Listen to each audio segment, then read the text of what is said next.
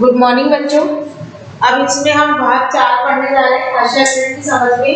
इसमें हम पढ़ेंगे मुसलमान और हाशिया खंड। देखो मुस्लिम जो जाति है उसको अल्पसंख्यक माना गया है, तो उसके बारे में भी बताया गया है कि इसको हाशिया खंड के ऊपर कैसे धकेला गया है समाज में। ठीक है, सामाजिक लोगों में इसमें देखिए 2011 की जनगणना के अनुसार 2011 की जनगणना के अनुसार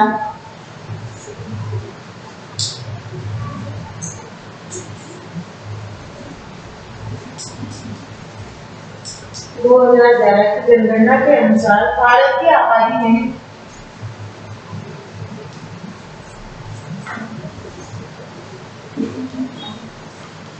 भारत की आबादी में 2011 की जनगणना के अनुसार भारत की आबादी मुसलमानों की संख्या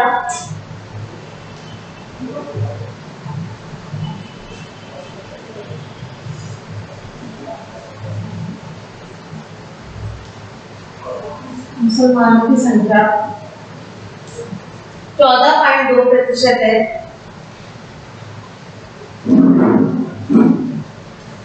2% है, 14.2% है और उन्हें हाशियाई समुदाय माना जाता है। उन्हें हाशियाई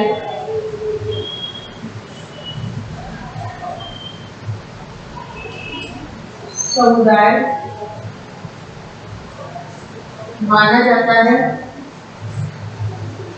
इसे हाशियाई समुदाय माना जाता है और हाशियाई समुदाय माना जाता है क्योंकि दूसरे समुदायों के मुकाबले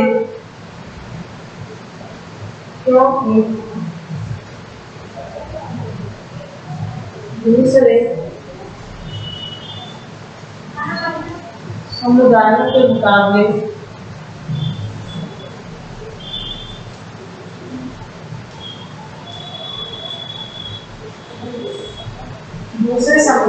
मुकाबले उन्हें सामाजिक आर्थिक विकास के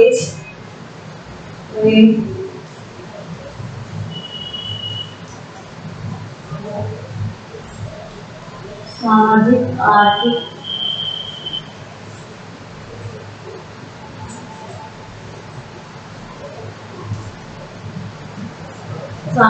आर्थिक विकास के उतने लाभ नहीं मिलते।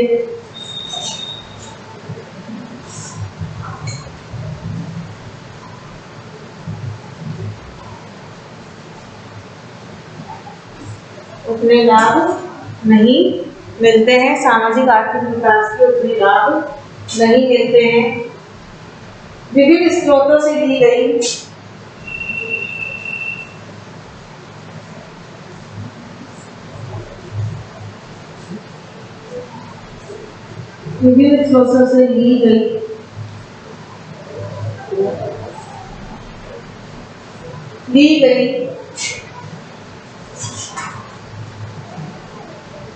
तीनों सारणियों से पता चलता है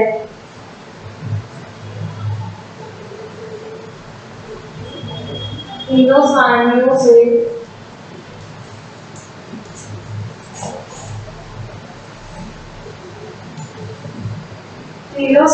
से पता चलता है मूलभूत सुविधाओं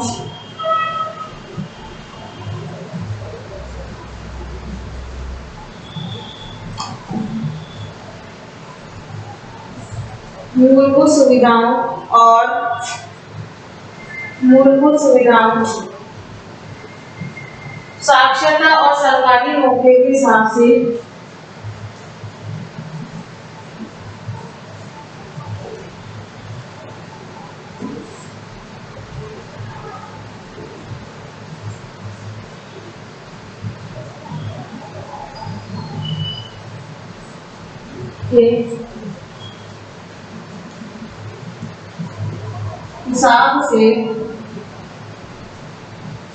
मुस्लिम समुदाय की स्थिति कैसी है।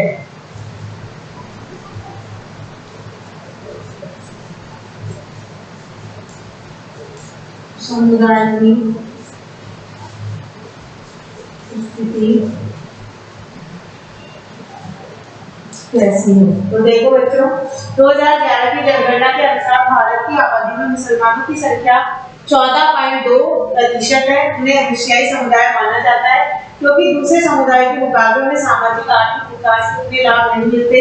विभिन्न स्रोतों से ली गई तीनों सारणियों से पता चलता है कि मूलभूत सुविधाओं, साक्षरता और सरकारी नौकरियों के हिसाब से मुस्लिम समुदाय की स्थिति कैसी है। तो जो सारणियां अब मैं आपको बताने जा रही हूँ, जिन सारणियों का इसमें वर्णन किया गया है, इसमें बताया गया है। सबसे पहले हम मूलभूत सुविधाओं के आधार पर 2008 और 2009 की सारणी के माध्यम से हम पता करेंगे।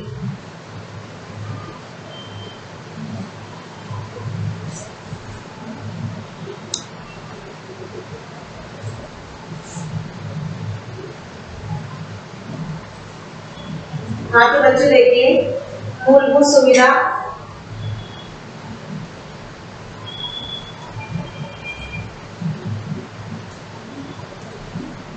सुविधाएं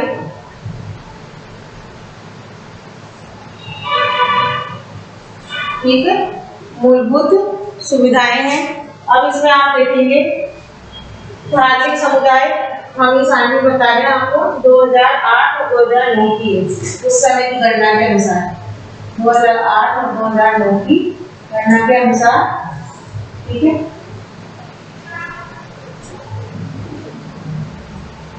धार्मिक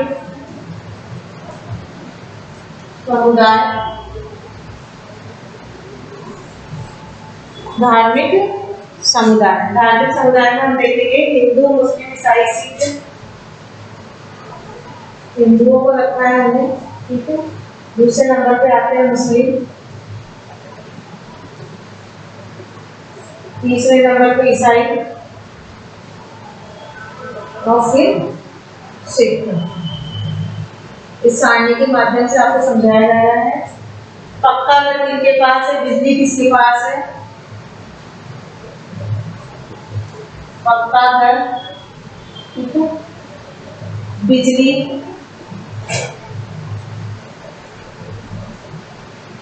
फिर है नल का पानी।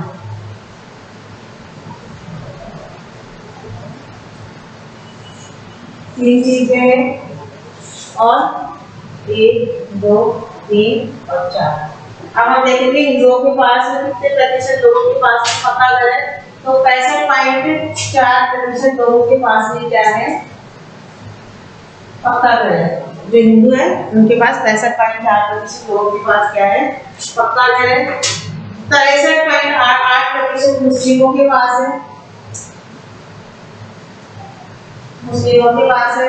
ईसाइयों के पास है 69.3%, और सिख के पास में है 91.3%। तो सबसे ज्यादा जो पक्के घर है किसके पास में, सिख जाति के पास में, ठीक है। तो पक्के घर किसके पास थे 2008 और 2009 में, सिख के पास थे। अब आती है बिजली, तो 75.2% जो बिजली का उपभोग करते हैं वो हिंदू करते हैं, और मुस्लिम करते हैं 67.5% संसाधनों का उपयोग हो रहा है। उसके बाद में 86.2% कर रहे हैं ईसाई, 86.2%, ठीक है।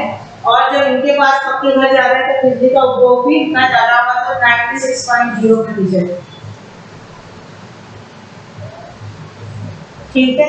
उसके बाद में आता है नल के पानी का उपयोग, तो 43.7% तो हिंदू करते हैं,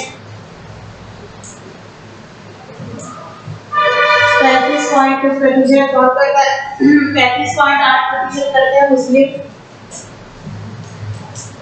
ठीक है। अब जो है ईसाई है वो करते हैं आपके 48.0,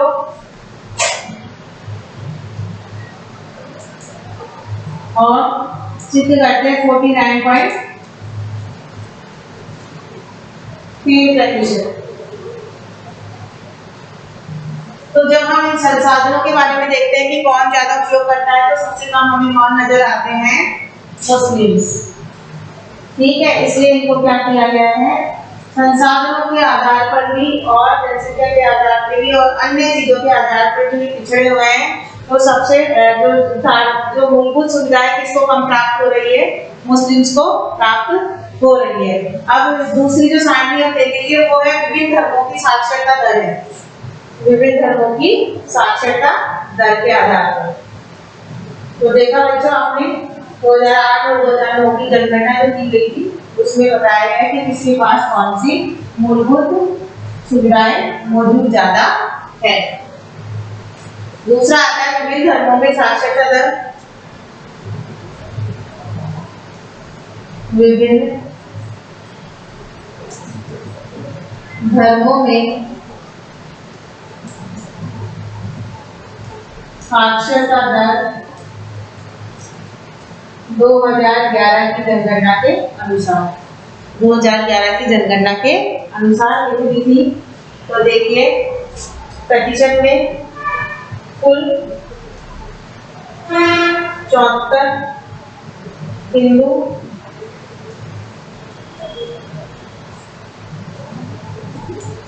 मुस्लिम, ठीक है, ईसाई, सिख,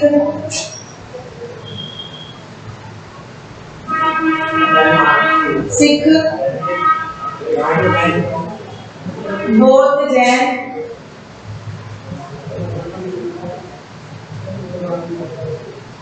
अब देखेंगे हम कि कितने लोग कितने प्रतिशत साक्षर थे 2011 की जनगणना के अनुसार। ठीक है,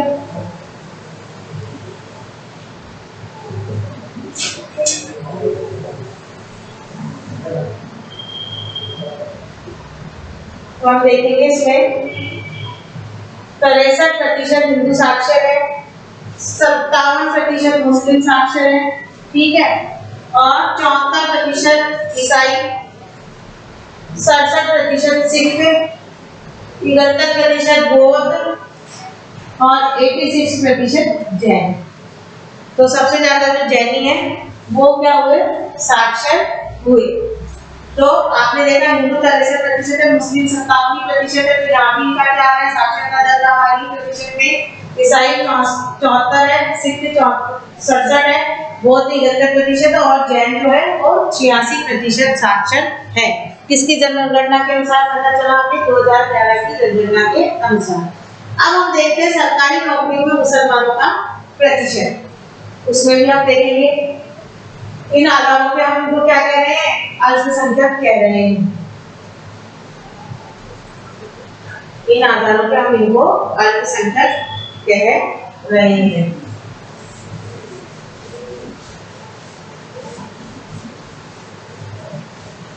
तो अब हम तीसरी सारणी देखते जा रहे हैं बच्चों।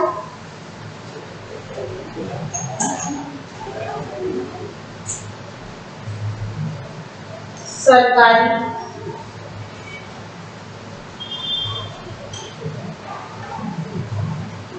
नौकरियों में मुसलमानों का प्रतिशत।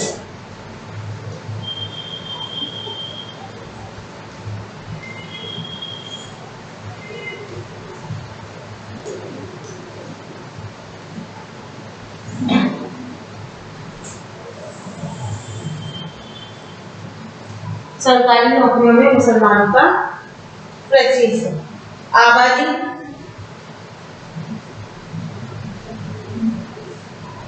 13.5%, ठीक है। भारतीय प्रशासनिक सेवा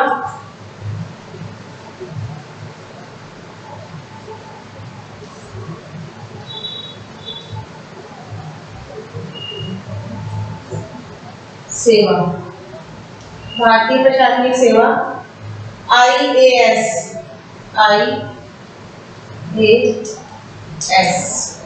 ठीक है। भारतीय पुलिस सेवा,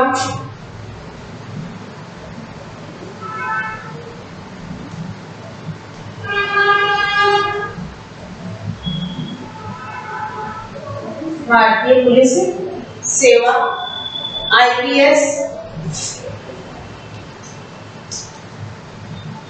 IPS हो गए, IAS हो गए, ठीक है। अब आगे भारतीय विदेश सेवा,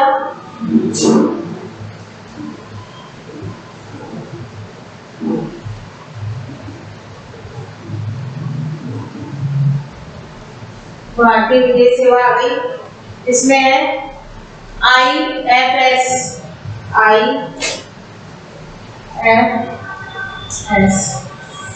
इसके बाद में आपके आते हैं केंद्रीय सार्वजनिक क्षेत्र PSU,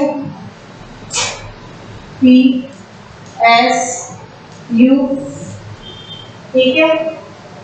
राज्य स्तरीय, राज्य स्तर में भी क्या आ गया PSU, राज्य स्तरीय, PSU राज्य स्तर पर, और ये केंद्रीय, ठीक है। और फिर आता है बैंक,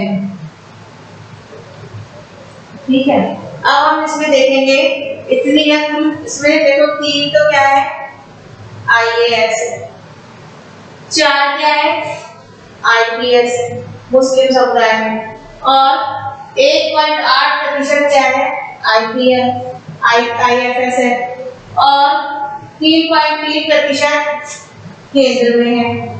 उसके बाद में 10.8% राज्य में की सर्विस में, और उसके बाद में जो बैंक है उसमें 2.2%।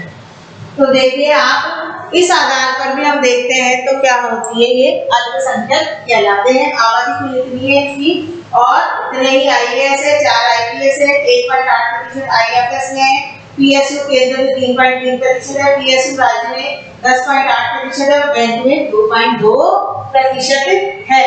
तो केंद्रीय सार्वजनिक क्षेत्र में 3.3 है, और राज्य स्तर पर कितने हैं 10.8%।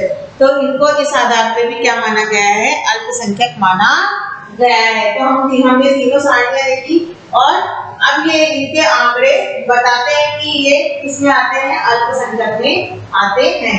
एक तो हमने मूलभूत सुविधाओं के आधार पर देख ली, एक हमने साक्षरता के आधार पर देख ली, और एक हमने सरकारी नौकरियों के आधार पर भी देख ली। आगे इसमें कंटिन्यू करते हम देखेंगे। इस बात को ध्यान में रखते हुए, इस बात को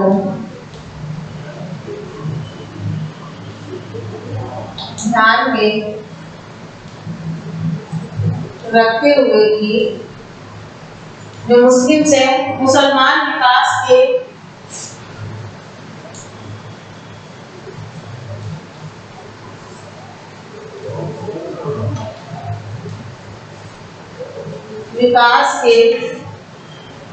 मुसलमान विकास के विभिन्न संकेतों पर पिछड़े हुए हैं, विभिन्न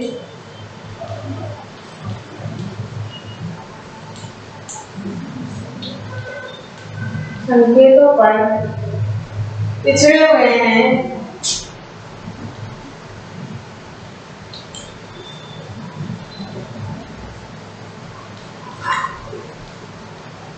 सरकार ने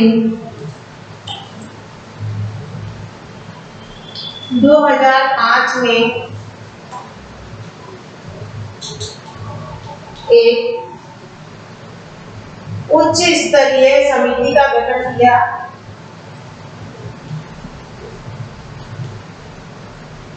उच्च स्तरीय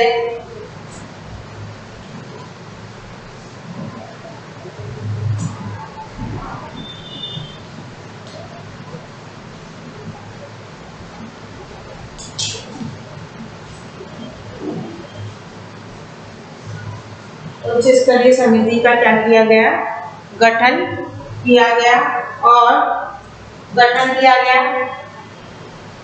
न्यायमूर्तियों ने इस समिति में भारतीय मुस्लिम समुदाय की सामाजिक, आर्थिक और शैक्षणिक स्थिति का जायजा भी लिया। जो सरकारी लोग थे, सरकारी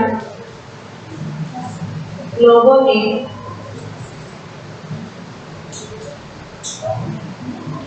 इनकी सामाजिक, आर्थिक तथा शैक्षणिक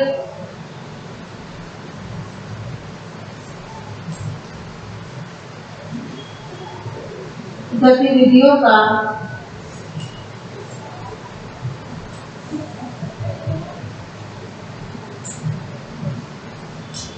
जायजा भी लिया और रिपोर्ट में समुदाय के हत्याकरण का विस्तार से अध्ययन किया।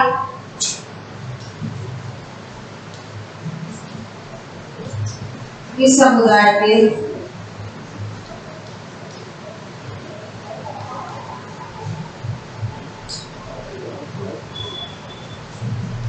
हत्याकरण का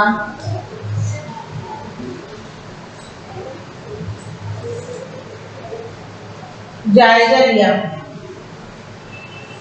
रिपोर्ट में समुदाय के हत्याकरण का अध्ययन किया।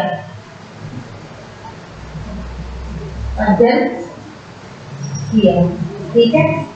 समिति की रिपोर्ट से पता चलता है कि विभिन्न सामाजिक, आर्थिक और शैक्षणिक संकटों के हिसाब से मुसलमानों की स्थिति अनुसूचित जाति और अन्य अनुसूचित जाति तथा अन्य एशियाई समुदाय से मिलती जुलती है।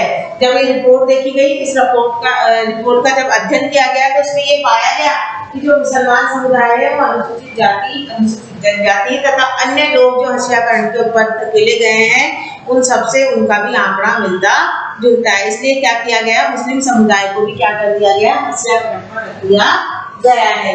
सामाजिक और धार्मिक समुदाय के बच्चों के मुकाबले औसतन काफी साल तक स्कूल शिक्षा नहीं ले पाते। जो मुस्लिम बच्चे हैं वो अन्य समुदाय की अपेक्षा क्या है, यहाँ कम शिक्षा ले पाते हैं, उनकी शिक्षा कम होती है और मुसलमानों के आर्थिक और सामाजिक हत्याकरण के कई पहलू है। ठीक है, अब आगे हम इसी में देखेंगे कि इनके और कौन कौन से पहलू है जिससे कि इनको हत्याकरण पे रखा गया है।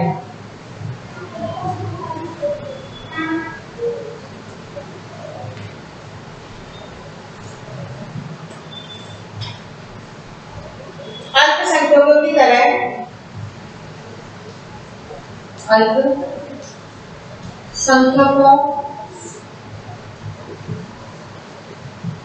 की तरह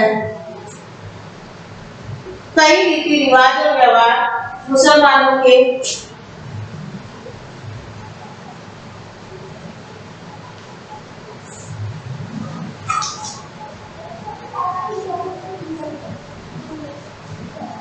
रीति रिवाज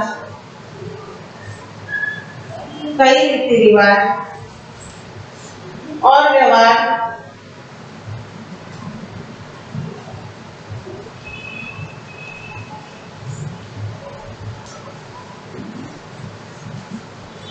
मुख्य धारा के मुकाबले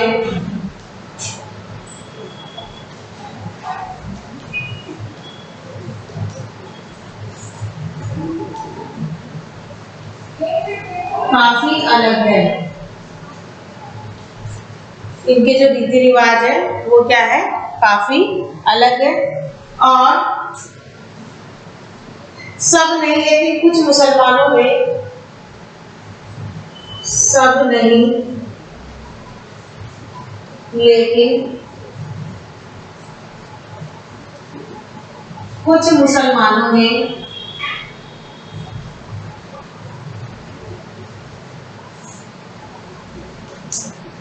सब नहीं लेकिन कुछ मुसलमानों में बुर्का, लंबी दाढ़ी, बुर्का पहनते हैं, लंबी दाढ़ी रखते हैं। ठीक है, बुर्का, लंबी दाढ़ी और फेज टोपी का चलन दिखाई देता है। फेज टोपी का चलन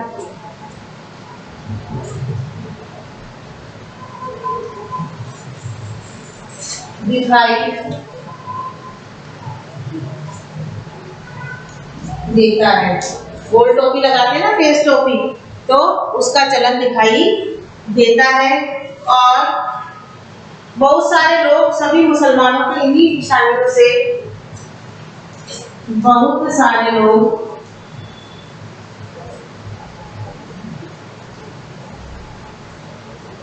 मुसलमानों को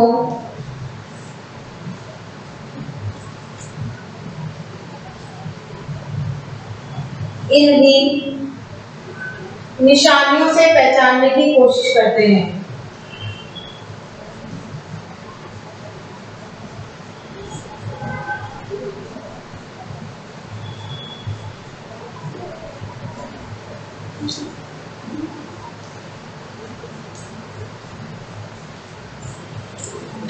कोशिश करते हैं, इन्हीं निशानियों से पहचानने की कोशिश करते हैं और इसी कारण अक्सर इन्हें अलग नजर से भी देखा जाता है। कुछ लोग मानते हैं कि वे हम बाकी लोगों जैसे नहीं है, अक्सर ये उनके साथ कई लोग क्या करते हैं, गलत व्यवहार भी करते हैं, ऐसा माना जाता है। कई लोग जब इन चीजों को देखते हैं तो ये मानते हैं कि हमसे क्या है, अलग है, इसलिए इनके साथ कई लोग क्या कर देते हैं, गलत व्यवहार भी करते हैं।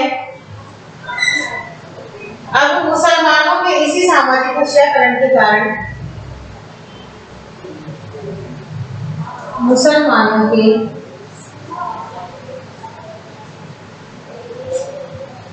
इसी सामाजिक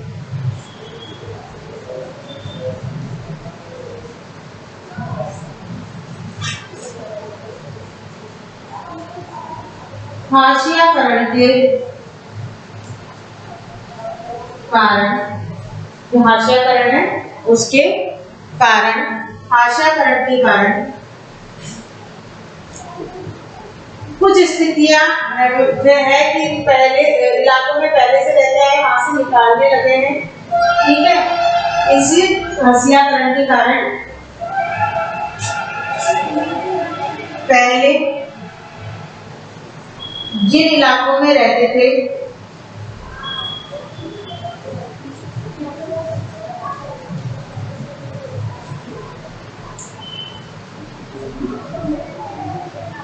वहां से निकालने लगे हैं,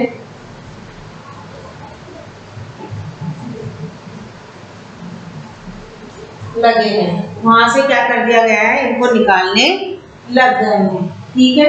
इन्हें घेटोआइजेशन होने लगता है, घेटोआइजेशन होने लगता है। कभी कभी यही पूर्वाग्रह घृणा और हिंसा को भी जन्म देता है। तो यही क्या करते हैं, इनको पूर्वाग्रह को, रूढ़िवादियों को, घृणा को, इनको सबको क्या करते हैं, सामने लाते हैं। इस अध्याय में उपरोक्त भाग हमने देखा कि मुसलमानों के साथ आर्थिक सामाजिक हत्याकरण के बीच गहरा संबंध है, कि किस तरह मुसलमानों को क्या किया गया है, सामाजिक आधार पर, आर्थिक आधार पर और शैक्षणिक आधार पर हत्याकरण पर रखा गया है। इसी तरह आपने देखा होगा इस पाठ में हमने आदिवासियों को भी पढ़ा, तो आदिवासियों के साथ में भी ऐसा ही व्यवहार किया गया कि उनको उनकी जमीन से अलग कर दिया गया, जंगलों में जो उनकी आजीविका के साधन से उनसे भी उनको विमुक्त कर दिया गया, वहां पर नई नई औद्योगिक इकाइयां खोलनी गई, मजबूरन उन्हें शहरों में आकर के क्या करने लगे, छोटी छोटी मजदूरी करने लग गए हैं, ठीक है।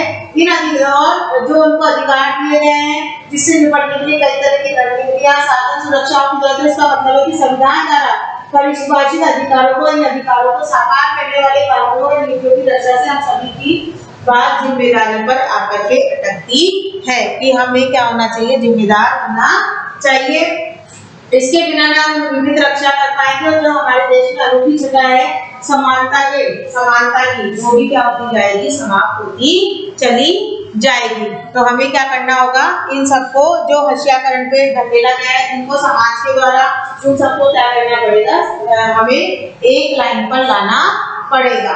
देखो बच्चे, इसका निष्कर्ष ये है कि इस अध्याय में हमने समझा कि हत्याई समुदाय होने का मतलब क्या होता है, किस तरह से लोगों को हत्याओं पे रखा जाता है, उनको किस तरह से समाज से विमुक्त किया जाता है। साथ ही साथ जो हमने देखा कि उनकी क्या है, उनमें पूर्वग्रह की भावना पैदा हो जाती है, साथ में घृणा की भावना पैदा हो जाती है, वो समाज के प्रति घृणा रखने लग जाते हैं और ना ही अपने मन की बात उनसे जैसे अपन को और अलग अलग तरह से महसूस करते हैं, ठीक है। हत्याकरण का संभव अभाव और शक्तिहीनता के एहसास से भी जुड़ा हुआ है। हत्याकरण से कमजोर सामाजिक हैसियत ही नहीं पैदा होती, बल्कि शिक्षा व अन्य संसाधनों की पहुंच भी बराबर नहीं मिल पाती है। जब व्यक्ति हत्याकरण की स्थिति में आ जाता है तो ना तो उसको पूर्ण रूप से शिक्षा मिल पाती है, और वह समाज से कटा हुआ रहता है और उसका विकास क्या हो जाता है, रुक जाता है। तो इसलिए जिन लोगों को हमने हत्याकरण पे जो समाज धकेलता है उनके साथ में हमें समानता का व्यवहार करना चाहिए। हमारा संविधान भी हमें यही कहता है। तो देखो बच्चों, हमने हत्याकरण की समझ में चारों वीडियो पढ़े हैं, चारों वीडियो बनाए हैं। चारों वीडियो को आपको देखना है, पढ़ना है और इसका गृह कार्य भी करना है। और जिन बच्चों को अगर इसमें कुछ समझ में नहीं आता तो वो मुझसे पूछ सकते हैं। ठीक है, धन्यवाद।